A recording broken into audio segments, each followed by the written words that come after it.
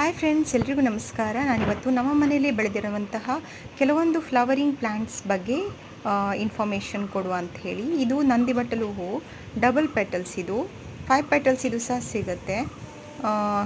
ಇದು ತುಂಬಾ ಚೆನ್ನಾಗಿರುತ್ತೆ. ಇದರ ಬೇರಲ್ಲಿ ಕೂಡ ಹೊಸ ಹೊಸ ಪುಟ್ಟ ಪುಟ್ಟ ಗಿಡಗಳು ಬೆಳ್ಕೊಳ್ಳುತ್ತೆ. ನೀವು ಕಟ್ಟಿಂಗ್ಸಲ್ಲೇ ಬೆಳೆಸಬೇಕು ಅಂತೇನಿಲ್ಲ. ನೋಡಿ, ಇವಿಷ್ಟು ತುಳಸಿ ಗಿಡಗಳು.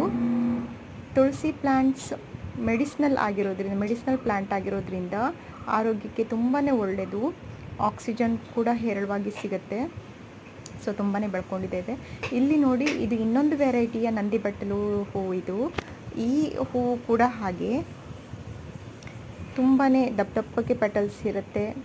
ಹಾಗೆ ತುಂಬಾ ಚೆನ್ನಾಗಿರುತ್ತೆ. ಇದು ಅಬ್ಬಲಿಗೆ. ನೋಡಿ, ಕಾಂಪೌಂಡ್ ಮೇಲೆ ನಾನು ತುಂಬ ವೆರೈಟಿಯ ಫ್ಲವರಿಂಗ್ ಪ್ಲ್ಯಾಂಟ್ಸ್ಗಳನ್ನು ಹಾಕಿದ್ದೇನೆ.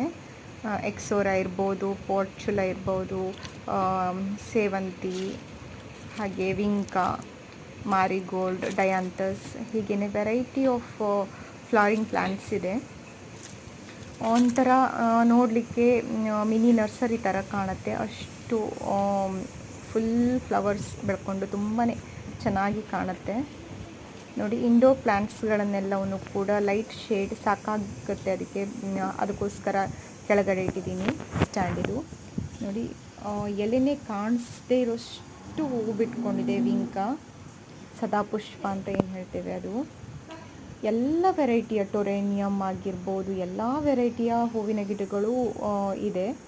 ಇದು ಸೋನೆ. ಇದರಲ್ಲಿ ಟ್ರಿಪಲ್ ಪೆಟಲ್ಸು, ಡಬಲ್ಸ್ ಯೂಶ್ವಲಿ ನಮಗೆ ಜಾಸ್ತಿಯಾಗಿ ಸಿಗುತ್ತೆ. ಬಟ್ ಟ್ರಿಪಲ್ಸ್ ತುಂಬ ರ್ಯಾರ್. ಟ್ರಿಪಲ್ ಪೆಟಲ್ಸ್ ಇದೆ. ಇಲ್ಲಿ ಅಪರಾಜಿತ ಅಂತ ಏನು ಹೇಳ್ತೀವಿ, ಶಂಖಪುಷ್ಪ, ಅದು ಕೂಡ ಇದೆ.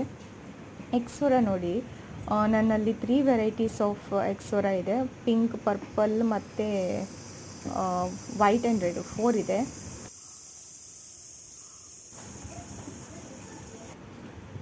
ಹಾಗೆಯೇ ಆ್ಯಂಥೋರಿಯಮ್ ಕೂಡ ಇದೆ. ಇದೆಲ್ಲ ದಾಸವಾಳ ಹೂಗಳು. ಆ್ಯಂಥೋರಿಯಮ್, ಪೀಸ್ ಲಿಲ್ಲಿ, ಹೈಡ್ರೇಂಜಿಯಾ, ಹಾಗೆ ತುಂಬ ವೆರೈಟಿ. ಇದು ಫ್ಯಾಷನ್ ಫ್ರೂಟ್ ತುಂಬಾ ಚೆನ್ನಾಗಿ ಹಬ್ಕೊಂಡು ಹೋಗಿದೆ. ನೋಡಿ, ನಾವೊಂದು ಸಪೋರ್ಟಿಂಗ್ಗೆ ವಯರ್ ಕಟ್ಟಿದ್ದೇವೆ. ಹಣ್ಣು ಬಿಟ್ಕೊಂಡ್ರೆ ತುಂಬಾ, ಈ ಬೇಸಿಗೆಯಲ್ಲಂತೂ ಅದರದ್ದು ಜ್ಯೂಸ್ ತುಂಬಾ ಚೆನ್ನಾಗಿರುತ್ತೆ.